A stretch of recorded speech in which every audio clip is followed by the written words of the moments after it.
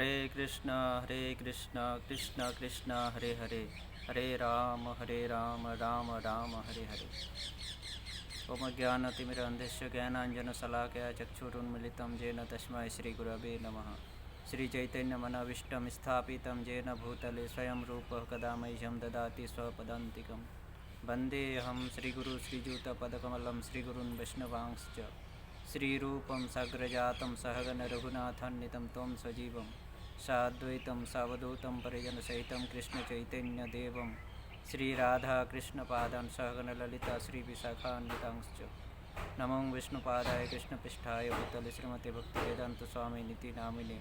नमस्ते सरस्वती देवे गौरवाणी प्रचारिणे निर्विशेषशून्यवादी पाश्चात्यदेशतारिणे।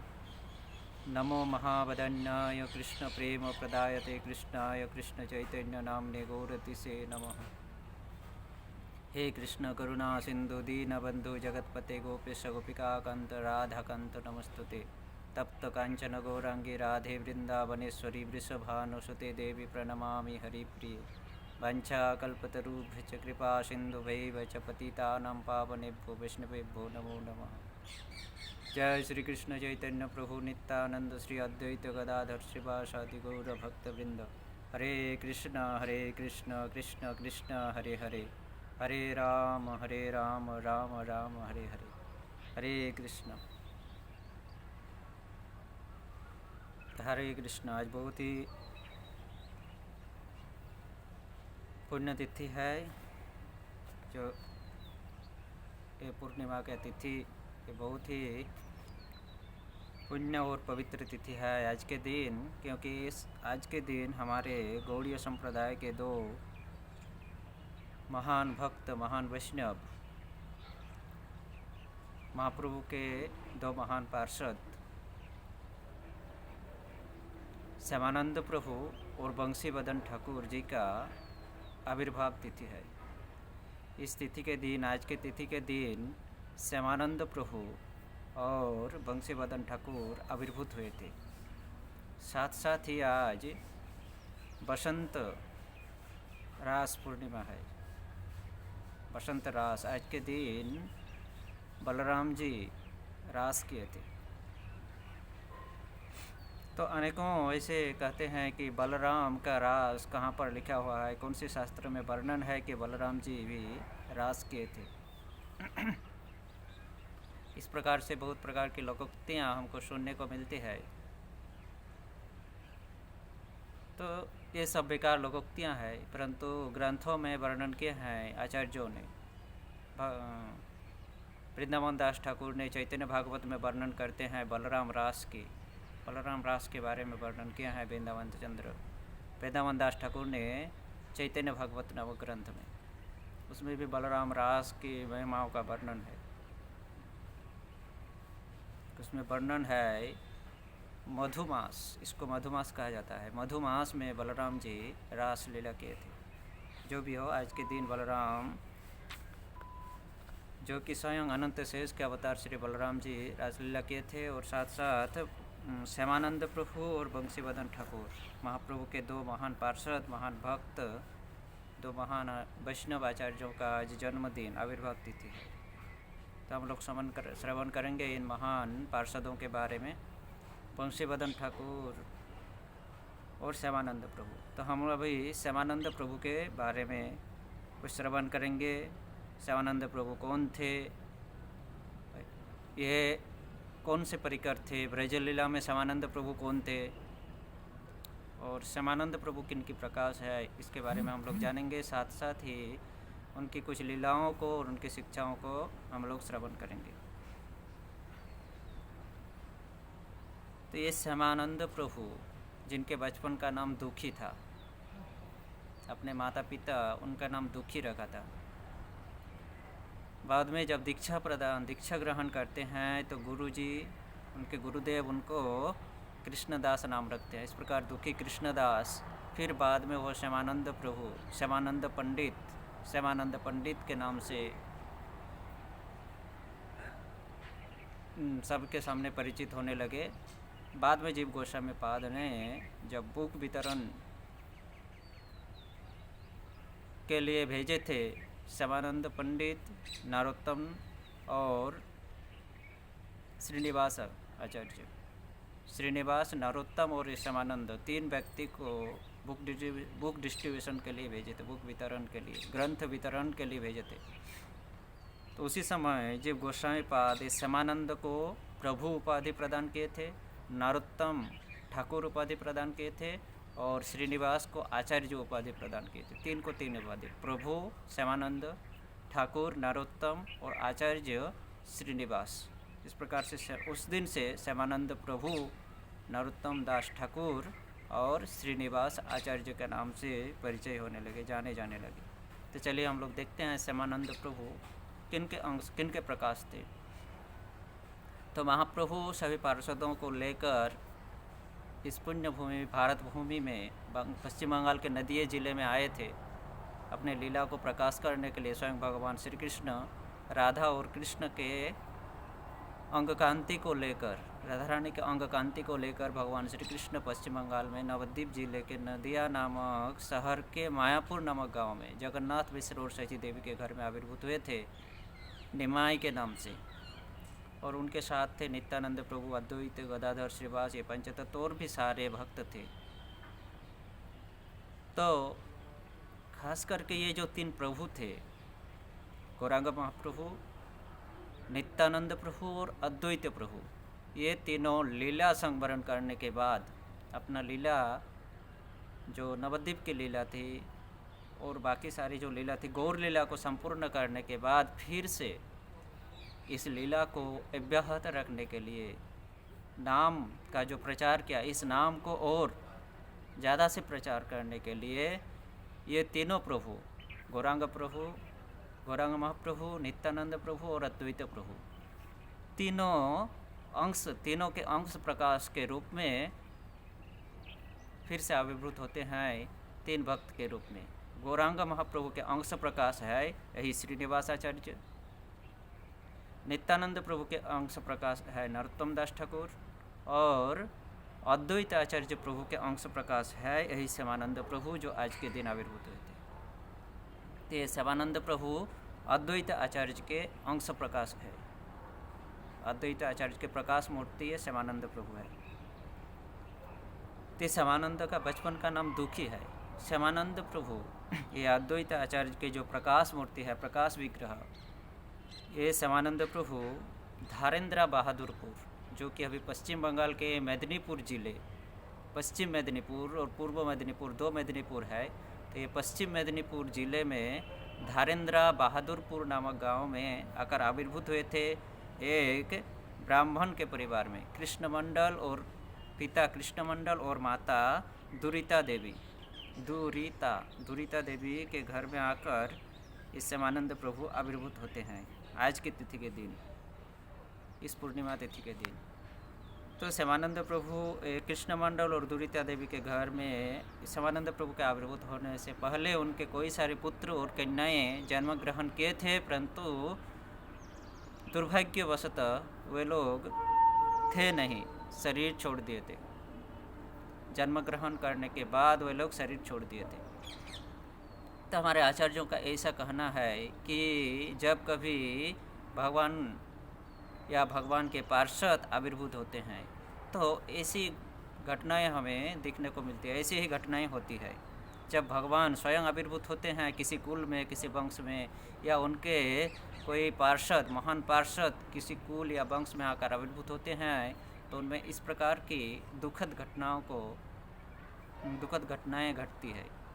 जब भगवान श्री कृष्ण आविर्भूत होने वाले थे देवकी और वसुदेव के घर में, तो उनके भी 6 संतानों को मार दिए गए थे। हालांकि हम लोग देखते हैं कि कंस ने उनको मारे थे, परंतु आचार्यों का कहना है कि ये भगवान आकर आविर्भूत होंगे उनके घर में, इसलिए वो इस प्रकार की दुर्घटनाएं करते हैं। तो देवकी वसुदेव के में भी देखते हैं महाप्रभु जब इस कलियुग में आए जगन्नाथ मिश्र सची माता के गर्भ में, तो भी सची माता और जगन्नाथ मिश्र के महाप्रभु से पहले विश्वरूप आए और विश्वरूप से पहले और भी 8 कन्याओं का जन्म दी थी सची माता, परंतु वे 8 कन्याएं दुर्भाग्यवशतः जन्म लेने के बाद ही प्राण त्याग दिए थे। उसके बाद विश्वरूप आते हैं जो कि अनंत शेष के अवतार है, और उनके बाद महाप्रभु जो कि भगवान श्री कृष्ण और राधा रानी के मिलित विग्रह रूप है। इस प्रकार से जब श्यामानंद प्रभु भी आने वाले थे, उसके पहले ये कृष्ण मंडल और दुरिता देवी की कोई सारी कन्या और संतान, पुत्र और कन्याएं जन्म ग्रहण की थी, परंतु वे लोग दुर्भाग्यवशतः इस धराधाम में नहीं रहे, प्राण त्याग दिए। बाद में ये श्यामानंद प्रभु आकर उपस्थित होते हैं। तो इस प्रकार से एक दुख, इतने दुखों को सहन करने के बाद, इतने दुख के बाद दुरिता देवी और कृष्ण मंडल के घर में एक पुत्र संतान का जन्म हुआ है। और इस पुत्र संतान, यह जब जन्म होता है, जब जन्म लेते हैं, आविर्भूत होते हैं, तो इनके शरीर से इतना तेज निकलता था, इतना तेजोमय इनका शरीर था, तेजोपूर्ण शरीर था कि प्रतिवेशी लोग, गांव के लोग उनको देखकर आश्चर्यचकित हो गए थे। इतना सुंदर रूप था, इतना सुंदर उनके शरीर से तेज निकल रहा था कि आश्चर्यचकित हो गए थे। तो गांव के लोग, खास करके उस धैरेंद्र बहादुरपुर की स्त्रियां जो थी, रमणिया नारी, वे लोग कहने लगे दुरिता देवी को कि हे दुरिता, तुमको इतने दुख के बाद इतना सुंदर एक पुत्र प्राप्त हुआ है, तो आप इस पुत्र का नाम दुखी रखो, दुखिया रखो, दुखिया नाम इसका रखो, क्योंकि दुखों के संसार में ये जन्म ग्रहण किए हैं, इसलिए इनका नाम दुखिया रखो। इस प्रकार से दुखिया दुखिया दुखी नाम हो गया इनका, सब कोई उनको दुखी दुखी करके पुकारते थे। इस प्रकार से दुखी जन्म ग्रहण करते हैं। बाद में वो पिता माता के गोद में धीरे धीरे बड़े होते हैं, और जब थोड़े बड़े होते हैं तो वो पाठशाला, कृष्ण मंडल उनको पाठशाला भेजते हैं। और ये दुखी अत्यंत मेधाशाली थे, मेधावी थे। कुछ ही समय में, थोड़ी ही उम्र में वो विभिन्न शास्त्रों को शास्त्रों की शिक्षा ग्रहण कर लिए। खास करके संस्कृत और व्याकरण की जो शिक्षाएं होती है, वो बहुत गंभीर से शिक्षा प्राप्त किए। बहुत कम उम्र में संस्कृत और व्याकरण को सीख लिए। और इतना ही नहीं, संस्कृत और व्याकरण का अध्ययन ही नहीं, उनसे वो शिक्षा ग्रहण करना ही नहीं, साथ साथ में ये दुखी भक्तों के साथ मिला करते थे, भगवान के भक्तों के साथ, साधुओं के साथ, साधुओं का संग किया करते थे, भक्तों का संग किया करते थे, और उनसे भगवान की लीलाओं को श्रवण करते थे, भागवत श्रवण करते थे, भगवान की लीलाओं को श्रवण करते थे, भगवान के पार्षदों के लीलाओं को श्रवण करते थे। इस प्रकार से बचपन से ही दुखी साधुओं का संग और श्रवण में रत थे। इस प्रकार से लीलाओं को श्रवण करते हुए वो विभिन्न प्रकार के महाप्रभु के पार्षदों के लीलाओं को श्रवण किए थे, पार्षदों के बारे में श्रवण किए थे। तो एक दिन वैष्णव लोग, वो साधु वैष्णव लोग दुखी को बता रहे थे, अंबिका कालना गौरीदास पंडित, जो कि सुबल सखा के अवतार है, सुबल सखा गौरीदास पंडित के रूप में आते हैं, सुबल सखा के बारे में वर्णन कर रहे थे, किस प्रकार गौरीदास पंडित आकर आविर्भूत हुए। फिर वो अंबिका कालना किस प्रकार से गौर निताय स्वयं उनके घर में आए थे, रुके थे, भोजन किए थे, फिर किस प्रकार से दारू विग्रह उनको सौंप के गए गौरीदास पंडित को। इस प्रकार से गौरीदास पंडित का वर्णन, गौरीदास पंडित के महान महान शिष्यों का वर्णन, हृदय चैतन्य इत्यादि शिष्यों का वर्णन, जीवन चरित्र के बारे में श्रवण किए। तो ये श्रवण करने से फल, श्रवण का जो फल होता है, इससे हमें क्या होता है, जत श्रुत्वा तत्परो भवेत। जी, श्रवण करते करते हमें उनके प्रति आसक्ति होता है। जब हम किसी के प्रति श्रवण, हमेशा श्रवण करते रहते हैं, इस भौतिक संसार में भी हम देखते हैं, किसी के बारे में कुछ ज़्यादा श्रवण करने से, हम उसको देखे नहीं परंतु उसके बारे में हम श्रवण किए, तो उनके प्रति आसक्त बढ़ जाता है, उनको देखने की इच्छा, उनसे मिलने की इच्छा, आसक्ति बढ़ जाती है हमें। उसी प्रकार आध्यात्मिक जगत में भी भगवान और भगवान के भक्तों की लीलाओं का अगर हम श्रवण करेंगे, जितना श्रवण करेंगे, हमें उनके प्रति उतना आकृष्ट होंगे, उनके प्रति उतना हमारा भाव बढ़ता जाएगा, प्रेम भाव बढ़ता जाता है। इस प्रकार से दुखी भी श्रवण करते करते गौरीदास पंडित हृदय चैतन्य ठाकुर के बारे में श्रवण किए थे, और उनके मन में इच्छा, लालसा थी कि उन स्थानों को जहाँ पर गौर निताय आकर अवस्थान किए थे, भोजन किए थे, उस स्थान का दर्शन करेंगे और उन महान भक्तों को दर्शन करेंगे, वैष्णवों को दर्शन करेंगे। इस प्रकार की लालसा थी। इस प्रकार से जब 12 साल उम्र के हुए तो कृष्ण मंडल कहते हैं कि बेटा अभी तुमको दीक्षा लेना चाहिए, क्योंकि दीक्षा के बिना यह जीवन व्यर्थ है। तब यह दुखी कहते हैं कि पिता हमें अगर दीक्षा लेना है तो हम एक ही व्यक्ति से दीक्षा लेंगे और वह है अंबिका कालना के एक महान भक्त, एक महान वैष्णव हृदय चैतन्य ठाकुर, जो कि गौरीदास पंडित के शिष्य है। मैं हृदय चैतन्य ठाकुर से ही दीक्षा ले लूँगा। तो उनके पिता कहते हैं कि वो अंबिका कालना तो यहाँ से बहुत दूर है, वो ये मेदिनीपुर ज़िला है और अंबिका कालना आता है वर्धमान ज़िले में, वो तो एक दूसरी ज़िले में है और बहुत दूर है, बेटा तुम अभी जाओगे कैसे वहाँ। तो वो पुत्र दुखी कहने लगे, पिता आप चिंता मत करिए, वैष्णव लोग, भक्त लोग अंबिका कालना हमेशा जाते हैं गंगा नदी में स्नान करने के लिए, उस पुण्य भूमि का दर्शन करने के लिए, नवद्वीप अंबिका कालना दर्शन करने के लिए जाते हैं, भ्रमण करने के लिए। तो हम उस तीर्थ यात्रियों के साथ चले जाएंगे।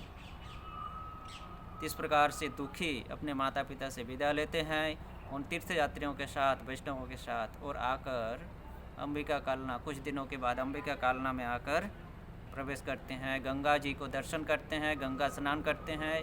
स्नान करके गौरीदास पंडित के जो भजन स्थली, जो भजन कुटीर है, वहाँ आते हैं और वहीं पर गौरीदास पंडित के शिष्य, एक महान शिष्य हृदय चैतन्य ठाकुर, जिनका पहला नाम हृदयानंद था, बाद में हृदय चैतन्य पड़ा, तो ये हृदय चैतन्य ठाकुर वहीं पर भजन करते थे।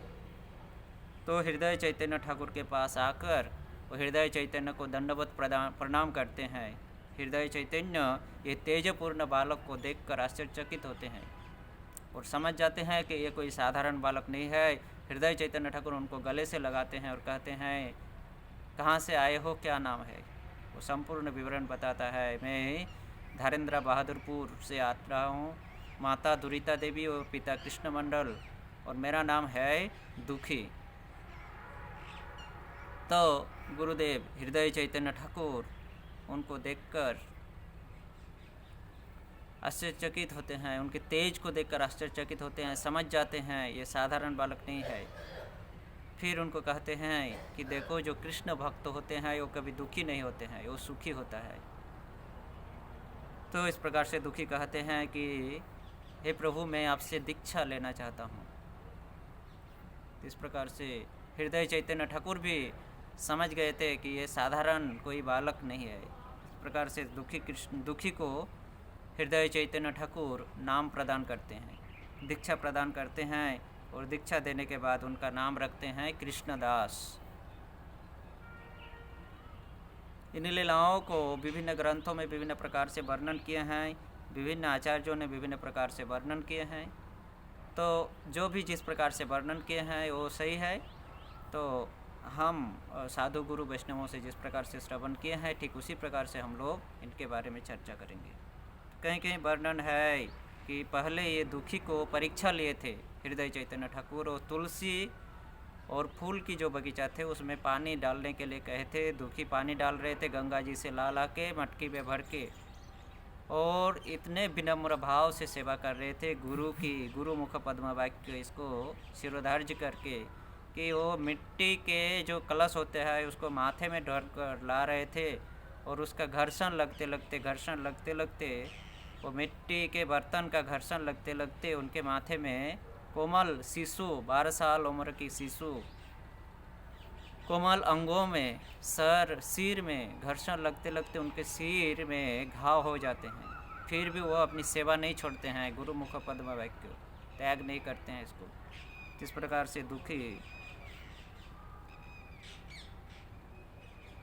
फिर भी पानी ला रहे थे। धीरे धीरे उनका घाव बढ़ता गया, उसमें कीड़े आ गए, वो घाव धीरे धीरे और बढ़ने लगे, उसमें रक्त पूंज इत्यादि बहने लगे, उससे उसमें कीड़े पड़ गए, इतनी भयानक अवस्था हो गया उनकी हो गई। फिर भी वो सेवा नहीं छोड़े, सेवा में बाधा होगा, अभी दर्द तो महसूस हो ही रहा था, दर्द कष्ट तो हो ही रहा था। तो उन्होंने क्या किया, एक कपड़े अपने जो गल वस्त्र है उसको माथे में बांध लेते हैं, पगड़ी, और फिर वो कष्ट को सहते हुए गंगा से गुरु की आज्ञा है सिरोधार्ज करके वो सेवा चालू रखी। तो एक दिन हृदय चैतन्य ठाकुर को उनकी दृष्टि पड़ जाती है दुखी के प्रति कि उन्होंने माथे में पगड़ी बांधकर पानी ला रहे हैं। तो उन्होंने कहा कि इतने सुख से कृष्ण की सेवा नहीं होता है दुखी, ये तुम कपड़ा क्यों बांधे हो, इसको निकालो। तो दुखी कहते हैं कि गुरुदेव मैं इसको नहीं निकाल सकता हूँ, अगर आप चाहें तो इसको निकाल दीजिए। इस प्रकार से दुखी कहे तो हृदय चैतन्य ठाकुर स्वयं आकर उस पगड़ी को खोलते हैं और देखते हैं कि उसके माथे से रक्त झर रहे हैं, बह रहा है। तो हृदय चैतन्य ठाकुर उसको देखकर कहते हैं कि तुमको, और उसमें कीड़े पड़ गए हैं, रक्त बह रहे हैं, खून बह रहा है और उसमें कीड़ा पड़ गया है। तो हृदय चैतन्य ठाकुर कह रहे हैं कि तुम्हारी यह दशा तो मुझे पहले क्यों नहीं बताए, मैं तुमको चिकित्सा करवाता, किसी चिकित्सक के पास ले जाकर तुम्हारा चिकित्सा करवाता, तुम स्वस्थ हो जाते, तुम क्यों इस बात को छुपा कर रखे। तब दुखी कहते हैं कि हे गुरुदेव, अगर मैं आपको बताता, आप चिकित्सा तो करवाते, हम स्वस्थ होता, परंतु चिकित्सक हमें देखकर कहते विश्राम लेने के लिए, और अगर मैं विश्राम लेता तो ये कृष्ण की सेवा कौन करता, कृष्ण की सेवा में बाधा आ जाता, विघ्न होता, इसलिए मैं आपको बताया नहीं। तो इस प्रकार से एक दृष्टांत है। इस प्रकार से दुखी कि इस भाव को देखकर, इतने छोटे उम्र में इस भाव को देखकर हृदय चैतन्य ठाकुर उनको गले में लगाते हैं, फिर उनको दीक्षा प्रदान करते हैं। तो जो भी हो, एक विभिन्न प्रकार से वर्णन है शास्त्रों में। इस प्रकार से उनका नाम कृष्णदास रखते हैं। फिर कुछ दिन उस गुरु गृह में रहकर गुरु और गौरांग की सेवा कुछ दिनों तक करते हैं यह दुखी कृष्णदास। वहीं पर अंबिका कालना में हृदय चैतन्य ठाकुर के पास। बाद में एक दिन हृदय चैतन्य ठाकुर कहते हैं कि तुम अभी वृंदावन में जाकर जीव गोस्वामी पाद के चरण में आश्रय ग्रहण करो और वहाँ जीव गोस्वामी पाद के पास रहकर भक्ति शास्त्र का अध्ययन करो। परंतु दुखी जाने के लिए दुखी कृष्णदास जाने के लिए तैयार नहीं थे। वो कह रहे थे कि मैं आपके पास रहकर ही आपकी सेवा करूँगा।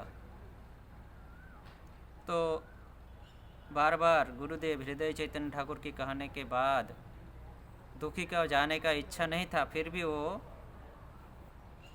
वहाँ से विदा लेते हैं, अंबिका कालना से विदा लेते हैं, गुरु जी के पास से विदा लेते हैं और वहाँ से विदा लेकर वो सर्वप्रथम नवद्वीप आते हैं, नदिया धाम, महाप्रभु के जन्म स्थान को दर्शन करते हैं, गौड़ मंडल को दर्शन, महाप्रभु के जन्म स्थान गौड़ भूमि, इस स्थान को दर्शन करते हैं, योगपीठ दर्शन करके फिर वहाँ से वो वृंदावन जाते हैं। तो ये जो अंबिका कालना से वो नवद्वीप गए, फिर वहाँ से वृंदावन गए, इसका तात्पर्य, इसके हमें यही शिक्षा मिलती है। आचार्य लोग कहते हैं कि हमें पहले महाप्रभु की कृपा प्राप्त होनी चाहिए। अगर महाप्रभु की कृपा प्राप्त हो तभी हम राधा कृष्ण की कृपा प्राप्त कर सकते हैं। गौर की कृपा के बिना राधा रानी की कृपा हम प्राप्त नहीं कर सकते। यदि गौरांग ना हईतो तबे कि हईतो केमने धरिताम दे, राधार महिमा प्रेम रससीमा जगते जाना तो के। अगर गौरांग महाप्रभु नहीं होते तो हम यह शरीर किस प्रकार से धारण करते। और राधा रानी की जो महिमा है, जो रसों के अंत जिनमें इतना रस भरा हुआ है, राधा रानी की जो महिमा लीलाएं उसमें इतने रसपूर्ण है वो, ये लीलाओं को कौन दर्शाता। राधा महिमा प्रेमो रसोसीमा, प्रेम के रसों का जो भंडार है, जगते जाना तो के, इसको इस जगत में कौन फैलाता, कौन जानाता, कौन फैलाता जगतवासियों के बीच में अगर महाप्रभु नहीं होता। तो इसलिए यह दुखी कृष्णदास सर्वप्रथम महाप्रभु का दर्शन, जन्म स्थान को दर्शन करने के लिए जाते हैं।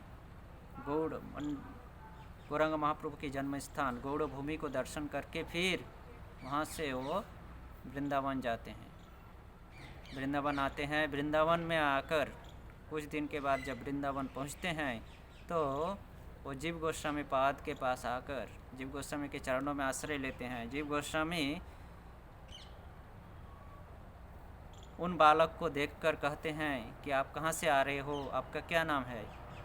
बालक कहते हैं मेरा नाम दुखी कृष्णदास है और मेरे गुरुजी का नाम हृदय चैतन्य ठाकुर है। तो हृदय चैतन्य ठाकुर श्री गुरुदेव ने कहे हैं आपके चरणों में आश्रय लेकर भक्ति शास्त्र अध्ययन करने के लिए, इसलिए मैं आपके चरणों में आश्रय लिया। हे प्रभु आप कृपा करके मुझे भक्ति शास्त्र अध्ययन कराइए। तो हृदय चैतन्य का नाम सुनते ही जीव गोस्वामी पाद अत्यंत आनंदित होते हैं और उनके जो शिष्य रहते हैं उनको कहते हैं कि ये दुखी को आप लोगों के पास रखो, आज से ये आप लोगों के पास रहकर ही भक्ति शास्त्र अध्ययन करेंगे। ये दुखी कृष्णदास ये हृदय चैतन्य का शिष्य है, इनके अच्छे से देखभाल करना। तो इस प्रकार से दुखी कृष्णदास वहाँ रहने लगे। नरोत्तम दास ठाकुर श्रीनिवास आचार्य भी वहीं शास्त्र अध्ययन कर रहे थे। तो ये सब दुखी कृष्णदास, नरोत्तम दास ठाकुर और श्रीनिवास आचार्य और भी सारे भक्त मिलकर वहाँ भक्ति शास्त्र अध्ययन करने लगे। और भक्ति शास्त्र अध्ययन करने के साथ साथ दुखी कृष्णदास को जीव गोस्वामी पाद और एक सेवा प्रदान किए थे, जो कि था सेवा कुंज में जाकर, वृंदावन की जो सेवा कुंज है जहाँ नित्य रासलीला होती है, अभी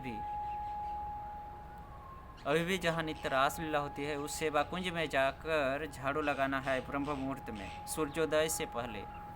तो दुखी कृष्णदास हर रोज़ जीव गोस्वामी पाद के बातों को सिरोधार्य करके एक झाड़ू लेकर वहाँ जाकर झाड़ू लगाते थे उस सेवा कुंज में। सेवा कुंज की संपूर्ण भूमि को साफ करते थे। कहीं भी अगर पत्ता कंकड़ इत्यादि रहता था वो उसको चुन चुन कर निकालते थे। इस प्रकार से विनम्र भाव से वो सेवा करते थे। तो विनम्र जो सेवा है हम लोग देख रहे हैं कि हमारे ये परंपरा धारा है विनम्र सेवा। गुरु के गृह में रहकर विनम्र भाव से सेवा करना हमारी एक परंपरा है, जो कि अद्वैत आचार्य का प्रकाश विग्रह है, प्रकाश मूर्ति। ये दुखी कृष्णदास वो भी क्या किए, झाड़ू मार रहे हैं, सेवा कर रहे हैं विनम्र भाव से। सिर्फ अद्वैत आचार्य के प्रकाश विग्रह नहीं, ये दुखी कृष्णदास ब्रजलीला में ललिता सखी के अंतरंग कनक मंजरी थी। श्रीमती राधा रानी के बाद सखियाँ आती है और सखियों के अनुगत्य में जो सेवा करती हैं, राधा रानी के अनुगत्य में रहकर सखियाँ सेवा करती है, ललिता विशाखा आदि अष्ट सखी। और अष्ट सखियों के अनुगत्य में यानी पीछे, अष्ट सखियों के पीछे जो सेवा करती है वो है मंजरी। तो ये कनक मंजरी जो है ये ललिता सखी के साथ रहती थी, ललिता सखी के साथ रहकर उनको सेवा में सहायता करती थी। ये कनक मंजरी ही ये दुखी कृष्णदास के रूप में, यानी कनक मंजरी और अद्वैत आचार्य के मिलित विग्रह, मिलित प्रकाश रूप, प्रकाश विग्रह, मिलित प्रकाश विग्रह है दुखी कृष्णदास। तो ये कनक मंजरी अद्वैत आचार्य भी आ जाकर क्या कर रहे हैं, झाड़ू सेवा कर रहे हैं। किस प्रकार देखते हैं ये हमारा परंपरा धारा है। तो हमें ऐसा नहीं समझना चाहिए कि हम ये क्यों करूं, जब से इस्कॉन में आया हूं तब से तो यही कर रहा हूं, अभी इतना दिन हो गया फिर से क्यों ये सेवा करूं, ये ऐसा भाव नहीं उत्पन्न होना चाहिए। तो जो भी हो, तो इस प्रकार से वो हर रोज़ उस स्थान को, कुंज वन को साफ करते थे। इस प्रकार से विनम्र सेवा को देखकर गुरु तो खुश हुए ही थे, साथ साथ में श्रीमती राधा रानी जो कि कृपा बरसाने वाली है, वृषभानु राजनंदिनी श्रीमती राधा रानी अत्यंत खुशी होते हैं उनके प्रति, उनकी इस विनम्र सेवा को देखकर। तो श्रीमती राधा रानी हर रोज़ श्याम के साथ, ये श्यामा यानी राधा रानी श्याम यानी भगवान श्री कृष्ण, श्यामा राधा रानी। श्याम और श्यामा हर रोज़ इस कुंज वन में आकर, राधा और कृष्ण आकर अपने सखियों के साथ अपनी नित्य लीला करती रहती है, रास लीला करती रहती है, नित्य लीला वहाँ पर करती है। और हर रोज़ यह लीला अभी तक चली आ रही है। यद्यपि यह लीला करे श्री गौर राय, कोनो कोनो भाग्यवान देखी बारे पाए। आज भी भगवान की लीलाएं इस धराधाम में चल रही है, परंतु हम देख नहीं पाते हैं क्योंकि हम में उतना शक्ति नहीं है। कोनो कोनो भाग्यवान देखी बारे पाए। कोई कोई ऐसी अगर भाग्यवान है तो उसको देख सकते हैं, उसको अनुभव कर सकते हैं। किस प्रकार से श्रीमती राधा रानी उनको कृपा करती है, उसके प्रति आनंद होते हैं, उनको कृपा प्रदान करने के लिए वो अपने पैरों में जो पायल है श्रीमती राधा रानी की, तो श्रीमती राधा रानी उनके बाएं पैर की पायल को वहाँ छोड़कर चली जाती है। उस सेवा कुंज में एक वृक्ष है, कल्प वृक्ष, उस कल्प वृक्ष के नीचे वो पायल को छोड़कर चली जाती है। नृत्य के समय वो पायल को छोड़ देती है, फिर वो चली जाती है श्रीमती राधा रानी। और घर में जाकर वो देखती है कि पायल है नहीं। विश्राम कुंज में जाकर देखती है पायल है नहीं विश्राम के समय। तो ललिता सखी को कहती है कि देखो मेरे पैर की, बाएं पैर की पायल कहीं गिर गया है, तो जाओ कुंज वन में कहीं गिरा होगा नृत्य के समय, तो तुम उसको ढूंढ के लाओ। तो ललिता सखी तो पहले तैयार नहीं हुई, फिर राधा रानी की बार बार हट करने से वो आती है। तो ललिता सखी अपनी स्वरूप को बदलकर, अपनी जो स्वरूप है, वास्तविक जो रूप है, उसको बदलकर ललिता सखी एक वृद्ध माता का स्वरूप धारण करके, बूढ़ी माता का स्वरूप धारण करके वहाँ आती है। तो देखती है कि एक बाबा जी वहाँ पर सेवा कर रहे हैं, झाड़ू लगा रहे हैं। तो आकर उस बाबा जी से पूछते हैं कि हे बाबा जी, कौन पूछ रहे हैं? ललिता सखी एक वृद्धा माता जी के रूप में, कि हे बाबा जी, आपको यहाँ पर एक पायल मिला है क्या? आपको यहाँ पर एक पायल मिला है? क्योंकि हमारी बहू अभी कुछ समय पहले वो अपनी सखियों के साथ इस जमुना में पानी भरने के लिए आई थी, और उसकी पायल शायद उस लोग इसी रास्ते से हर रोज़ आती जाती है, तो शायद यहीं कहीं गिर गई होगी। तो अभी वो घर में जाकर देख रही है उसके बाएं पैर की पायल है नहीं। तो अगर यहाँ गिरा होगा और अगर आपको मिला होगा तो आप मुझे लौटा दीजिए, क्योंकि ये पायल बहुत महंगी पायल है, इसको मैं दोबारा बना नहीं सकती हूँ। इस प्रकार से दुखी कृष्णदास कहते हैं कि हाँ, पायल तो मुझे मिला है, परंतु मुझे लग नहीं रहा है कि यह पायल आपकी बहू की है। क्यों? तब दुखी कृष्णदास को क्या हुआ था, वो जो पायल कल्प वृक्ष के नीचे उनको मिला था सफाई करने के समय, झाड़ू मारने के समय, उस पायल को जैसे ही दुखी कृष्णदास स्पर्श किए थे, उसके शरीर में, उसके अंग में अष्टसात्विक भावों का विकार हुआ था। अश्रु, कंप, पुलक इत्यादि जो अष्टसात्विक भाव है वो उनके अंगों में, सारे अंगों में, दुखी कृष्णदास के अंगों में प्रकाश हुआ था। वो धूलि में लोटपोट हो रहे थे, रो रहे थे, बेहोश हो रहे थे। इस प्रकार से उसके अंदर भावों का प्रकाश हुआ था। तो दुखी कृष्णदास समझ गए थे कि ये कोई साधारण व्यक्ति का पायल नहीं है, इसलिए उन्होंने उस पायल को अपने गल वस्त्र में लपेटकर, बांधकर जत्न के साथ रख दिए थे। तो जैसे ही ललिता सखी वृद्धा माता जी के रूप में आकर कही, तो कह रहे हैं कि आपकी बहू की पायल नहीं हो सकती है, क्योंकि ये कोई दिव्य पायल है, कोई एक ऐसे व्यक्ति का पायल है, क्योंकि उसको स्पर्श करते ही हमें दिव्य भाव, दिव्य प्रेम उत्पन्न हुआ था। तो इसलिए इस पायल को मैं आपको लौटा नहीं सकता हूँ। तो इस पायल को मैं आपको इतने आसानी से नहीं दे सकता हूँ, क्योंकि मुझे लग रहा है ये आपकी बहू की पायल नहीं है। तो ललिता सखी बहुत मनाती है, परंतु दुखी कृष्णदास देने के लिए तैयार नहीं हुए। अंत में ललिता सखी कहे, देखें कि अभी कोई उपाय है नहीं, अभी और कोई उपाय है नहीं। तभी वो दुखी कृष्णदास को ललिता सखी कहते हैं कि ठीक है, इस प्रकार से बात करती है। तो दुखी कृष्णदास मानती नहीं है, तो ललिता सखी कहती है कि ठीक है,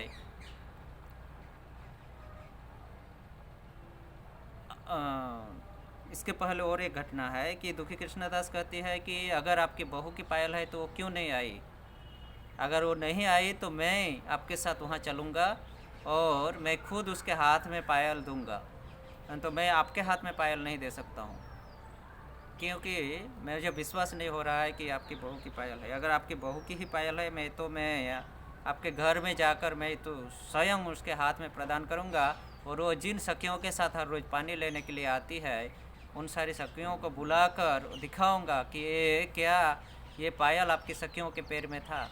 अगर वे लोग सब कोई हाँ बोलेंगे, गांव के लोग हाँ बोलेंगे, तभी मैं उस पायल को दे सकता हूँ। इस प्रकार से ललिता सखी देखी कि ये कोई साधारण नहीं है, कोई साधारण बाबा जी नहीं है, कोई साधारण भक्त नहीं है।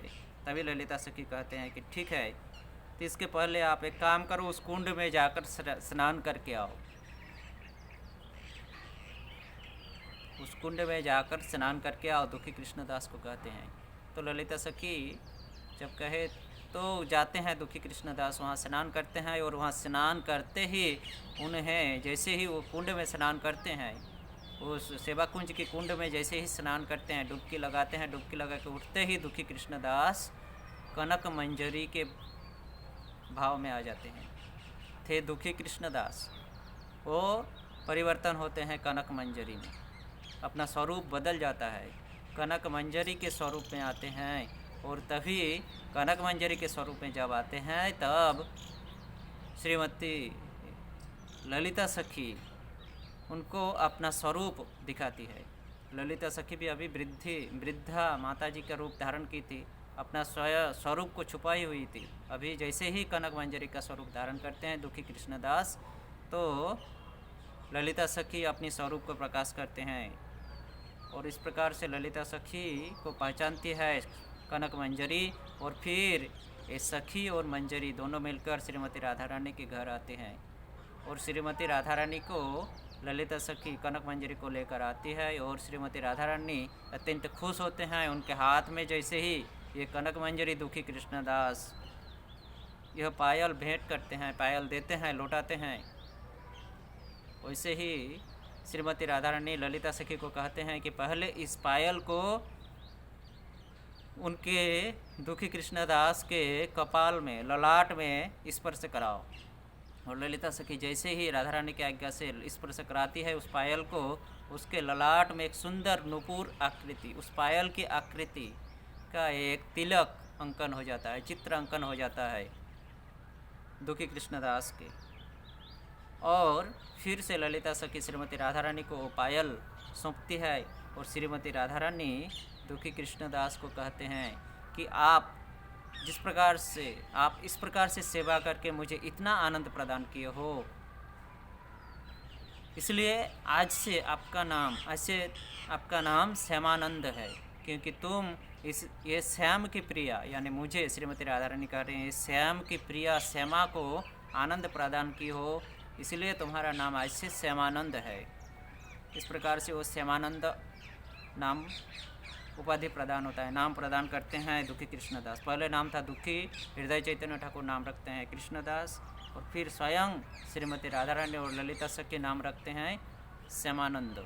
इस प्रकार से श्यामानंद वहाँ सेवा करके जीव गोस्वामी पाद के पास आते हैं। जीव गोस्वामी पाद को सब कुछ घटनाएं बताते हैं। जीव गोस्वामी पाद कहते हैं कि मुझे पहले से ही पता था कि किस प्रकार से तुम्हारे साथ लीला किए श्रीमती राधा रानी और ललिता सखी। किस प्रकार से श्यामानंद धीरे धीरे वहाँ शास्त्र अध्ययन करने लगे और बाद में वो पंडित के नाम से परिचय हुए। श्यामानंद पंडित के नाम से सबके सामने, सभी भक्तों के सामने परिचय होते हैं। तो इस प्रकार से श्यामानंद पंडित वहाँ पर आते हैं। उसके बाद इस श्यामानंद पंडित और नरोत्तम और श्रीनिवास को जीव गोस्वामी पाद ग्रंथ वितरण करने के लिए भेजते हैं।